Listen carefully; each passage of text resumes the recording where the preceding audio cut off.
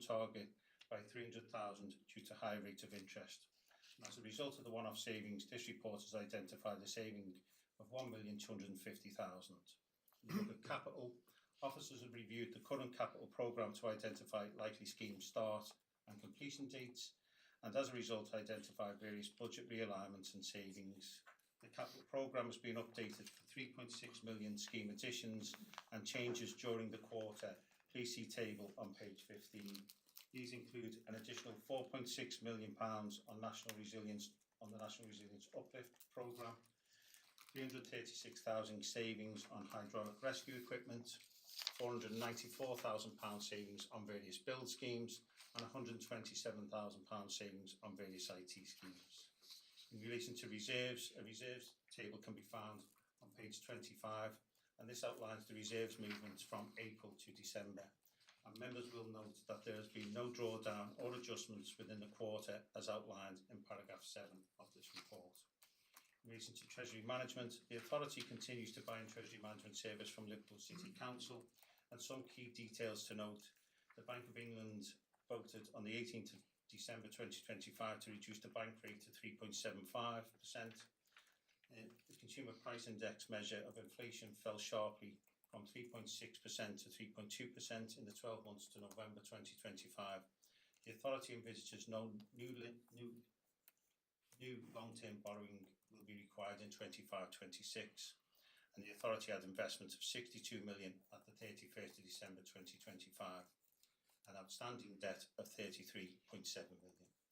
The recommendation is that members note the contents of the report, approve the use of the forecast £1,250,000 saving to fund the capital expenditure and reduce the level of borrowing in the year, approve the proposed revenue and capital budget alignments, and instruct the Director of Finance and Procurement to continue to work with budget managers to maximise savings throughout 25-26 and use any savings to reduce the level of capital borrowing. Happy to take any questions, Chair. Thanks, Bill. Okay. I think at the budget strategy day, we discussed, I think the Bank of England's bank rate. And I think I may have said something along the lines of, I'm sure it's going to come down very soon. There's no doubt that they're going to cut it at the next meeting, for sure. But events may have superseded that, and now it's looking, who knows what's going to happen with that. Did you want to? Yeah, so obviously members may not be aware because they've been in a meeting, but the Bank of England met today and have held interest rates at the 3.75%, and you're correct, we potentially forecast inflation coming down to closer to 2%. They're now forecasting potentially going up to 3.5%, maybe up to 4% within the year.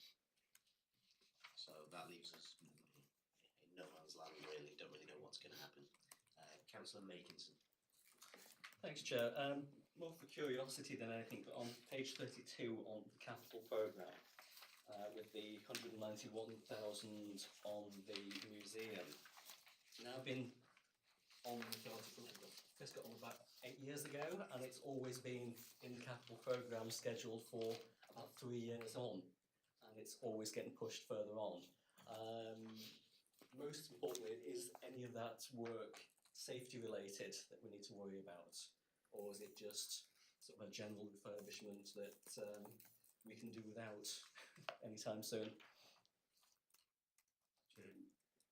It's not safety related, it's in relation to potentially expanding the footprint to taking additional vehicles from the museum. It is something that we potentially will put off and continue put off, definitely depending on the outcome of interest rates. Any other questions? We'll tell them who started this. Go on, Councillor McMahon. Thank you, Chair. I've only found one reference due to the current crisis that we're running through, which is diesel's gone up by 20 pence, which is quite a heck of a shift. On page 32, you've got BLD031 diesel tanks. I assume that's the cost of an empty tank for storage. But anywhere around, I've gone through, highlighted, I can't find how much diesel that you're using per annum. sheet. So do you hedge your diesel costs over a 1, 2, 3 year period, or do you just buy straight off the market? So we do go into contract with a fuel supplier, but it is based on market prices. So within the actual budget itself, you will find in terms of transport costs and also in terms of premises costs, you'll see that we have in between energy and in the transport costs, there will be a line within there for the diesel. It's not highlighted actually within the report. In terms of when we actually set this year's budget, whilst we were hoping that CPI was going to fall down to 2%, we did create a reserve for pay and prices. So we've got a £1.8 million reserve, which will hopefully assist against some of them diesel price increases and other price increases. Do we account for our diesel as a revenue or capital cost? Revenue. It's a revenue cost. The cost of the replacement tanks is in the capital programme. That's a capital cost. Any other questions? Councillor Hammer.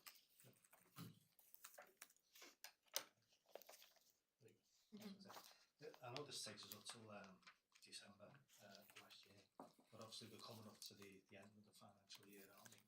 So is everything that we projected as going according to plan, or is there any issues that we need to flag up? And also with the pay awards, I know that last year we only budgeted for 2.5. The firefighters had to be at 3.2, and for the same with the support staff, it was 2.5 and that was 3.2. Do we have any indication yet about what the proposed increase may be?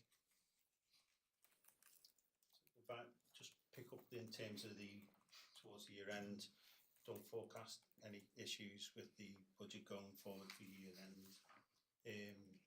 As you'll be aware, in terms of the medium term financial plan, we put 3% in for the next financial year. In terms of discussions with the unions, probably better to bring Nick in terms of from a FBU point of view. In terms of the LGPS, they have put a request in, which is an initial request of 10% or £3,000. The employer hasn't gone back to them as yet. Just bring Nick in just for the FBU. Yeah, as Mike said, the Green Book pay is quite an excessive one, so I think there's going to be some wriggle room within there over a period of time. In relation to the FBU Grey Book claim, it hasn't been received yet. It purposely hasn't been received because, as members might be aware, there's been a secondary piece of work done which is around expanding the role, which was key on the FBU's agenda. So there is a sort of an understanding, if you like, at the moment that there's further work being done on that secondary piece of work in conjunction with the FBU before a pay claim is put in. I can't say for sure, but the impressions I get from sitting on that working group is that the FBU will be looking for a cost of living increase. May not be one that they're going to push hard if the work is being done on the broadening the role piece of work as well, but that is still down to Treasury finding the additional costs for the broadening the role element of it. So I envisage at some point the FBU will come in looking for a current cost of living, and as we all know, that will fluctuate over the next few months anyway. Not briefly, we were at the LGA last week and spoke to various people who were in the party last week, and I think at the moment it's all caught up within the broadening the role conversation to the point where there are very amicable conversations going on between everybody at the moment. I think in reality of where the country is with things, we were told by the NFCC to budget a 3% increase, which is the line that we're taking in the budget for this year, and we'll just see where we are. They did release a joint, they called it a joint communique, it was called really, which was pretty much what Nick says there, which is the reality is that I think a cost of living increase might well be acceptable this year under the premise that next year this broadening the role conversation will progress further. So we'll just wait and see where we are with it. Councillor Lyon. Yes, yes, thank you. We were at the fire conference last week, and there's quite a lot of stuff that we picked up. And I think we were recommended to put 3% in. That's what we've put in. What it'll end up with. obviously it's always like that. That's why we're just part of the NJC. We'll take that. We do have a contingency fund if it should go above that or whatever. We shall see. But the speech made by the General Secretary of the FBU was very supportive, and you know we are on a more straightforward footing than we've been for quite a while. He's relatively new in job. With regard to the whole issue of diesel fuel and so forth, at the conference we had a very interesting, if a little worrying, we'll speak about it another time, presentation by the Chief Fire Officer of Stockholm, who spoke about what they're doing and what they're preparing for. Chief and I had some discussions about where we are. We have to hold 7 days supply, which doesn't seem like that much really, but you know, the government will backfill us, you know, after the 7 days. 7 days is your cooling off and planning period really. We'd need a lot more than that, but that would rely upon commercial supply. I think we're only 10 days into this current crisis. I think as an authority, we probably need to leave it after the elections into the next authority year, and then probably have a bit of a sit down and a think about where we are with all of this in the light of where we are the other side of the annual general meeting, if that's okay. Any other comments? Okay. So the recommendations are on pages 9 and 10. A, C, and D are the usual ones about continuing to work with them.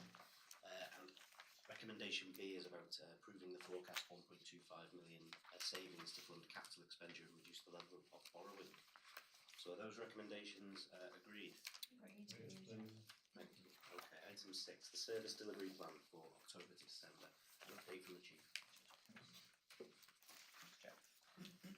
This is the regular service delivery plan, and this one's for October to December. The purpose of the report is to request that members scrutinise the performance of Merseyside Fire and Rescue Service as set out in the service delivery plan for October to December 2025, that's Q3, and it's recommended that members note the contents of the report and approve the attached service delivery plan updates, and that's appendices A to J, for publication on the website. If I can just take you, because it's a regular report, I'm going to take you straight to paragraph 12, please, and just highlight a few areas of performance. So all performance for October to December 25 is covered in detail in the appendices. I'll just highlight a few areas though. From April to December 25, Fire Control received 18,912 emergency calls, and this was 2,514 more than at the end of Q3 in 2024. Cumulatively, 97% of the 999 calls were answered within 10 seconds, and this performance achieves a 96% target. The 2025 bonfire period was the record low for deliberate secondary activity seen, and between the reporting period of 19th of October to 7th of November, 123 incidents were attended, and that's 50 fewer incidents than 2 years earlier. And as members are aware, we had a different strategy with the bonfire period this year, and already off-banger planning has already commenced, I think, for this year moving forward, hopefully continuing the performance from last year. The carbon output for all buildings is lower than at Q2 24-25 and considerably below the target of 25.4, and this is partly down to decisions made by the authority regarding the air source heat pumps and photovoltaic cells that we have across the service, and are purchasing more over the next couple of years. And overall sickness among all staff at the end of Q3 was 5.3% shifts lost to sickness absence, which exceeds the 4% target and is higher than in 24-25 when absence was at 4.36. As members know, we've had various discussions around sickness, and just got a few areas I'd like to highlight. Despite the targets, the service continues to perform strongly in comparison with other fire and rescue services, and resulting that a task and finish group was set up by the scrutiny committee, and officers confirmed to members through internal analysis that long-term mental health and musculoskeletal conditions remain the primary contributors to the overall sickness absence levels. Officers from relevant departments have been meeting regularly to review the sickness data and national benchmarking, emerging best practice and the effectiveness of current wellbeing and occupational health interventions. Although challenges persist, particularly relating to the long-term absence and delays in external medical treatment, officers continue to identify opportunities for the improvement, supporting the development of proactive and evidence-based approaches to attendance management. We're also, over the last couple of months and moving forward now, taking a real good look at our other duties staff. Currently, other duties staff tend to go to their home station and do day work on their home station. We are looking at being slightly more proactive around that under one of our group managers here in headquarters, and just keeping more of a record of exactly what the other duty staff are doing, perhaps bringing them into headquarters here to assist with their well-being around other people who are on other duties as well, and perhaps finding other roles in the organisation that's beneficial for them. They will feel like they're actually contributing and doing something instead of just sitting around the station, to be brutally frank, and they can work together with other people in the same position. So we are aware our performance is high in that area. It is reflective across everywhere at the moment, to be honest. We are trying all different mechanisms to try and reduce that. We could have taken the easy option, to be honest, and reduced that target because we set that target ourselves, but we've chosen to leave it as it is, and let's see if we can reduce it collectively across the service over the next 12 months. But happy to take any questions, yeah. Thanks, Chief. Are there any questions on this report? Councillor Hamilton? Thanks, Chair. Yeah, I've obviously picked up with the report on the sickness and absence levels. We did do quite a bit of work, intense work, with the task and finish group, where we highlighted the main elements, the main reasons for why the sickness and absence levels were so high at the time. If it's still the same pattern, really, things haven't changed that much since last year, which is unfortunate, because we were hoping that what we have in place as an authority is probably way and above more than most local authorities really in the country. And it's just probably it's a bit worrying that the fact that things haven't improved. So I don't know what we can do to make it better.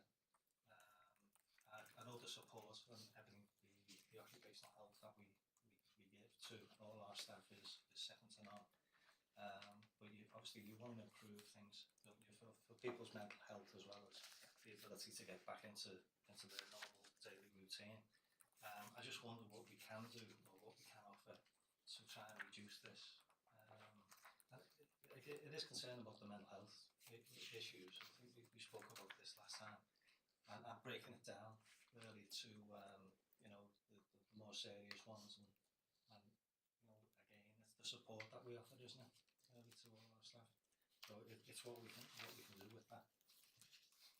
Yeah, no, I appreciate it. That just to say, our occupational health generally, certainly around mental health, is absolutely outstanding across the service. It really is, and the support that our staff get is exceptional. You're right, it is an area of concern, and I think by us not reducing the target, we're taking that seriously, because we could genuinely have taken the easy option out and gone, we'll raise the target. Actually, it's 6%, and that's not the answer, because we're not helping anyone doing that. We're just hiding an issue that is reflective in all occupations at the moment. I think the task and finish group that got set up and the work that Nick and his team are doing with everybody else, I think we'll give it 12 months now and let's see where we go. We have got a few other areas, as I said, we're looking at other duty staff now to see if we can support them in a better way. We do have staff off, as I say, mental health. There are people who are awaiting operations because of waiting lists, to be brutally frank, in the hospital situation, in the public health sector at the moment, and they all play into the workplace at the moment. We also have the potential of an ageing workforce coming as things get older. We know the changes in the pension schemes. So firefighters are staying longer now, whereas people used to be retired by the age of 50 or on the 50th birthday. People are staying until 55, 60, which is fantastic in maintaining experience and, operational firefighters, etc. within the organisation. But the reality is they are ageing. So we're going to end up, longer 57, 58, 59, 60-year-old firefighters in 10, 15 years out on the fire appliances. And we're well aware of that here in headquarters, that we're going to have to change how we run some of the functions. I think there will be more jobs opened up for firefighters to come into day-related roles, I think we'll have no option but to take a look at that in years to come. So we are well aware of the issue, and there's a huge amount of work in the background going on just to offer that reassurance. I think that what you said there, Chief, was right about the age of sort of firefighters that we have, and I think we raised the concern about that when the government of the day decided to increase the age of retirement of firefighters and their ability to physically and mentally be able to do the job, because it's quite a demanding role. I think at the time, I think I asked about, is there any data that is shared amongst all fire and rescue services across the country to see how this is impacting not just us locally, but right across the board? Because if there is an issue, if there seems to be an issue, I think that today's government, the Labour government, this should be highlighted to them, because whether that decision was right or wrong at the time, I think needs to be reviewed. And I think it's no good those trying to sort of flower over things. If people can't physically and mentally do the job at the age of 60, I think then they need to say that the age of retirement should be reduced.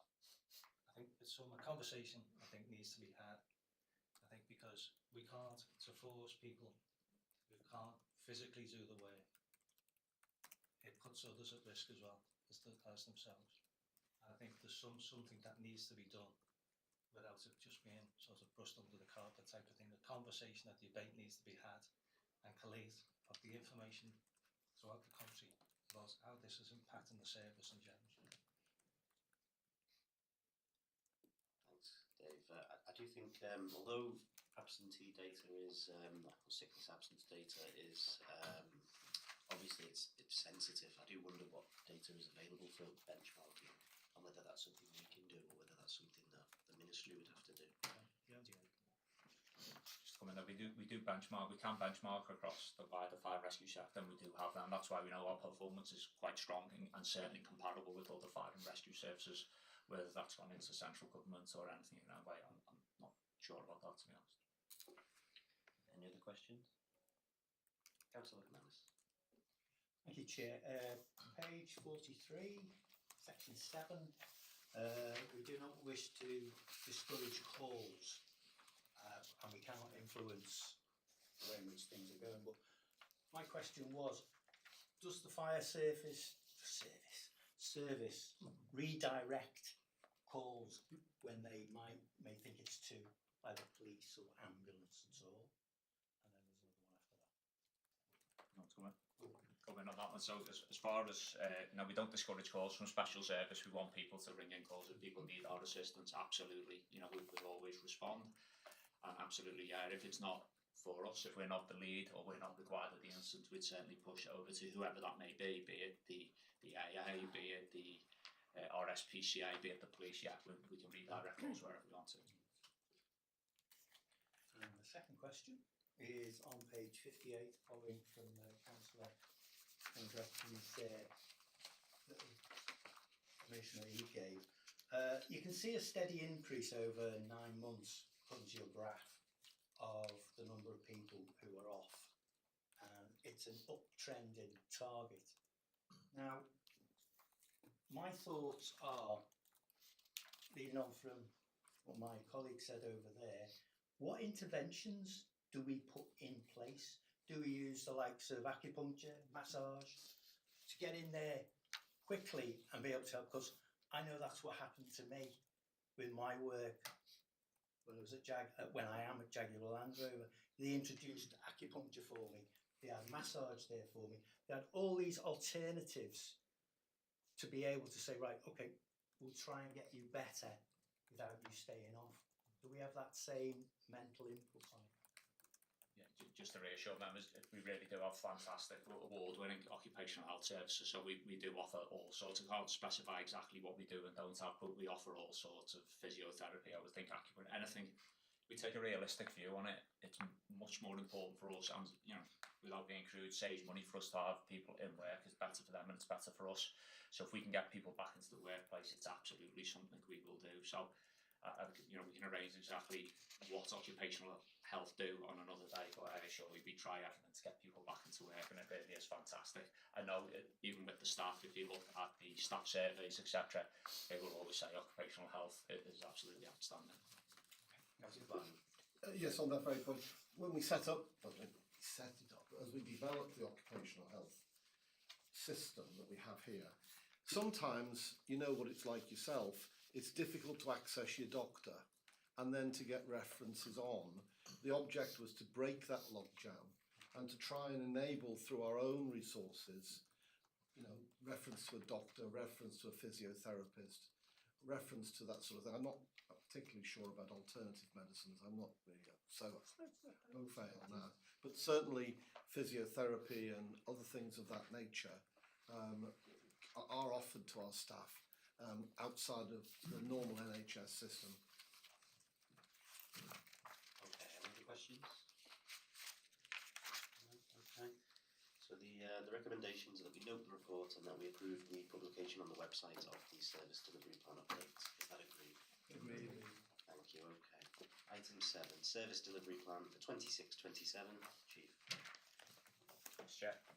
The purpose of the report is to request that members consider and approve the service delivery plan for 26-27, and it's recommended that members note the contents of the report and accompanying appendix and approve the attached service delivery plan as contained in Appendix A before publication on the authority's website.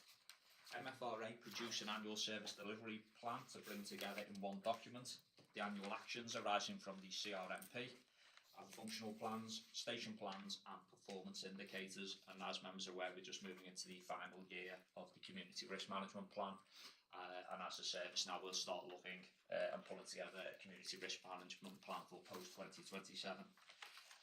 Performance against the actions and targets within the service delivery plan are monitored by officers at monthly performance management group meetings and reported to the strategic leadership team and authority committees on a 3-monthly basis, as has happened today.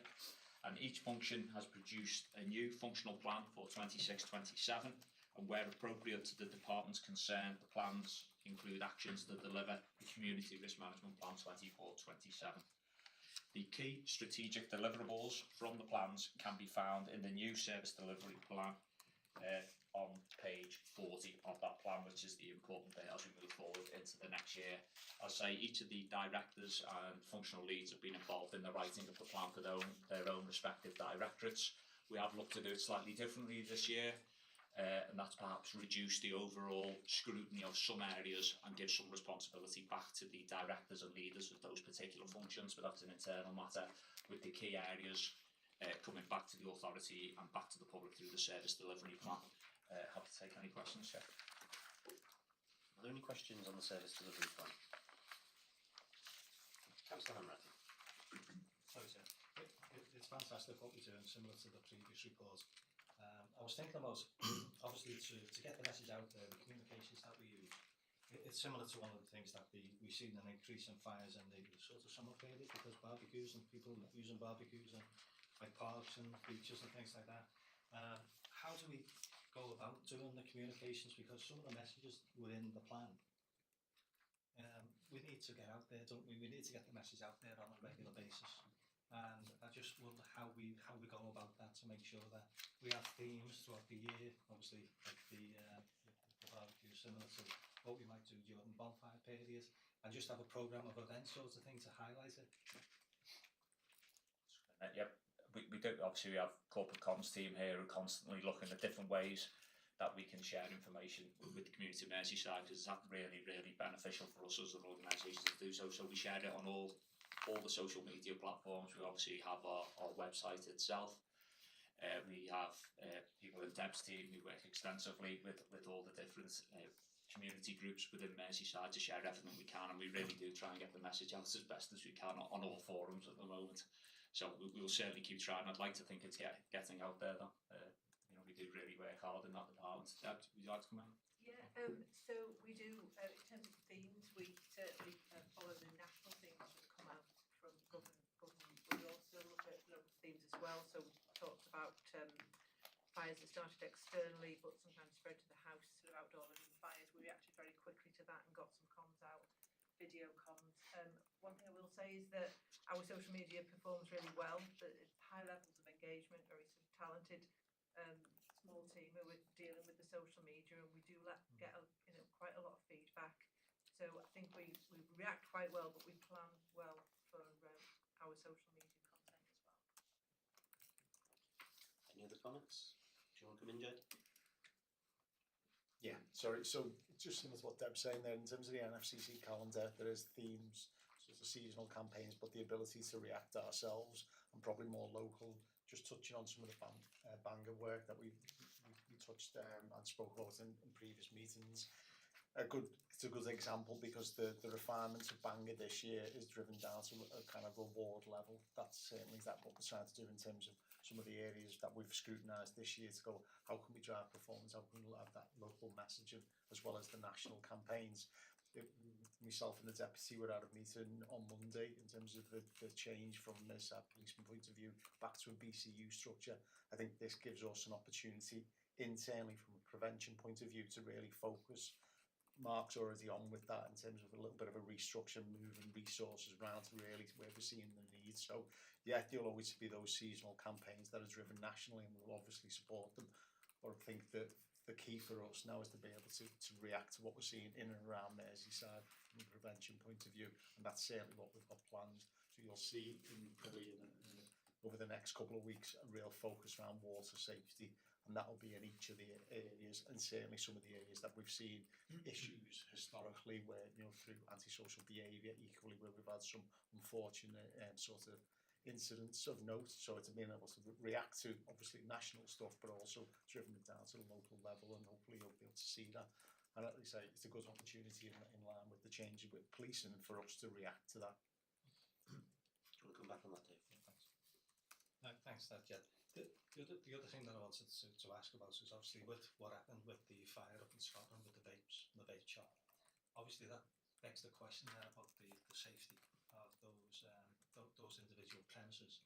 And we know over the years there's the amount of vape shops that have grown essentially across the whole of Merseyside. What we're going to do then to, obviously on the back of that, on the back of the investigation and the outcome of the start of the fire, how can we then promote fire safety regulations and checks that we should have on those premises going forward? Because I think it sort of begs the question now, doesn't it? If that happened there, it could happen here. So we need to ensure that we use whatever we can to make sure that we promote that, but also the business owners to make sure that it's their responsibility as well to ensure that they comply with all the safety regulations. And it's what we do as well to make sure that we go out there and investigate or do an inspection on these premises, because God forbid if that happened anywhere else, and thankfully nobody was injured or seriously died because of that event. But it begs the question about where we go forward on that and how we can learn from that and how the government are going to change things going forward. On that. Yeah, absolutely. I think we'll have to wait for the findings of exactly what's gone on in that fire itself. But absolutely, yeah, lithium-ion batteries is the big issue that we have. It's something that we've spoken about at various authority meetings, but internally and across the sector, there's a huge amount of work going on around lithium and what that means for us as a sector moving forward. As far as protection, absolutely, we have a protection register of where we go around Merseyside and get out into the communities and get out into the premises to make sure they're adhering to the law and what they have to do. Give that assurance to the authority. Any other comments, Councillor Bell? Thank you. Yeah, just specifically on the service delivery plan, I think it looks fantastic, and that's really important that this information is going out to the public. So the design team and the people who put this together, thank you very much, because I think it looks like a really good document. It's easy to read, the information's easy to digest, very publicly accessible. Really, really pleased to see that specific section on EDI, because another temptation at the moment is people are pulling away from that a little bit because of the current political climate that we're in, and I just think it's to be commended that the service is absolutely, putting its money where its mouth is and showing exactly where it stands on the importance of equality and diversity for its staff as well as the public. So thank you for that. One question that I had was, when it is put on the website, is it going to be in accessible formats? So will you be able to get like text to speak on it? Will you be able to, you know, is there going to be accessible design formats? Bev, do you want- Yes, we have a product called Recite Me on the website, which Oh, will do it's all of that. excellent. Yeah. It's really good. Les? I don't know, members may not be bombarded by WhatsApps and so forth. Firefighters for St Valentine's Day, firefighters for St Patrick's Day, and there's all sorts of stuff, and the police are doing the same, going on, which is just modern, you know, young people things, not old fuddy-duddies like us, which is good to see. Not all, sorry. Feelings, you know. Excuse me. I've got feelings, you know. So on the other subject, the vape vape shops are not intrinsically of themselves a danger, but there's a lot of stuff going on about the abstraction of power, lithium-ion batteries, and a number of other areas. But specifically, this building in Glasgow was in a listed building, and we used to be part of a network of worldwide historic buildings, and what we tried to look at was safety, evacuation, protection of buildings of historic importance. Now, I don't think we're involved with that anymore on the European level, but it is something to perhaps look at again, that in Merseyside we have a large number of historic listed buildings, World Heritage Site and so forth, and it may well be that it's something that we want to look at in a bit more detail again. Can't remember the organisation we were a member of, you know, that was about areas with historic buildings, but that may not exist anymore, but it's something worthwhile looking at. Yeah, it doesn't exist anymore, but it was called HeriProt, Heritage Protection, that we were a member of for several years, but that's served its course, to be honest, and is no longer funded. Any other questions? No? Okay. So the recommendation is to note the contents and to approve the plan for delivery on the website. Is that agreed? Agreed. Thank you.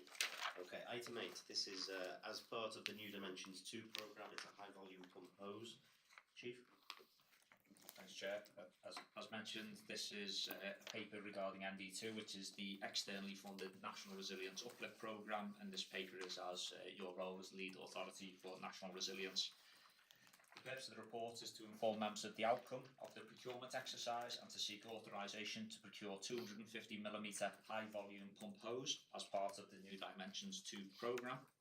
And it's recommended that members note the contents of the report and approve the award of the contract to Angloco Limited at a total cost of £770,750.87 for the procurement of 3,120 metres of high volume pump hose and ancillary equipment. The high volume pump capability currently has 46 high volume pumps across the UK, and the assets are primarily used to meet the risks and threats from both wide area flooding and major fires. High volume pumps are often deployed to support local incidents as well, to enhance the water strategy plan, as we have here in Merseyside. A major asset refresh is underway, and the procurement of 39 HFS 14,000 flood pumps have previously been agreed, and the 250mm hose will enable the use of the flood pumps alongside the existing hose. Funding for the hose is provided by MHCLG as part of the ND2 high volume pump project, and the procurement of the hose comes to a total cost of £770,750.87. And I'm happy to take any questions, Chair. Are there any questions? I know from the last meeting that we had a discussion about Angloco, who provided us with flood pumps. I think last time we were told that they were the only ones who produced that particular piece of equipment. Is there any particular reason for that decision this time? I'll just look to our procurement expert who's sat behind me, Helen. Thanks, Chair. That is indeed the case for the flood pumps, Councillor. However, in this case, we're buying the hose, and for the benefits of the older people in the office, it's 10-inch hose. This one, our standard is 6-inch hose, and we received 2 bids as we run on a competitive framework. So Angloco in a competitive exercise for this, and unfortunately, the other bid wasn't sustainable, so you know that's why Angloca have won the competitive tender on this occasion. Okay, so on this occasion there was a competitive tender and Angloca had the best bid. Yeah. Okay, fine. So the recommendation is that we note the report and approve the award to Angloca. Is that agreed? Agreed. Okay, thank you. Item 9, award of scientific support services contract. Thanks, Chair. The purpose of the report is to inform members of the outcome of the procurement exercise and to seek authorisation to award contracts for scientific support services to enable the delivery of National Resilience Detection, Identification and Monitoring training courses, known as DIM courses. It is recommended that members note the contents of the report, approve the contract award for Lot 1, and that's course DIM 1 and DIM 2, to Bureau Veritas UK Limited for an estimated value of £442,448, and approve the contract award of Lot 2 to Hazmat Training Limited for a contract value estimate at £307,560.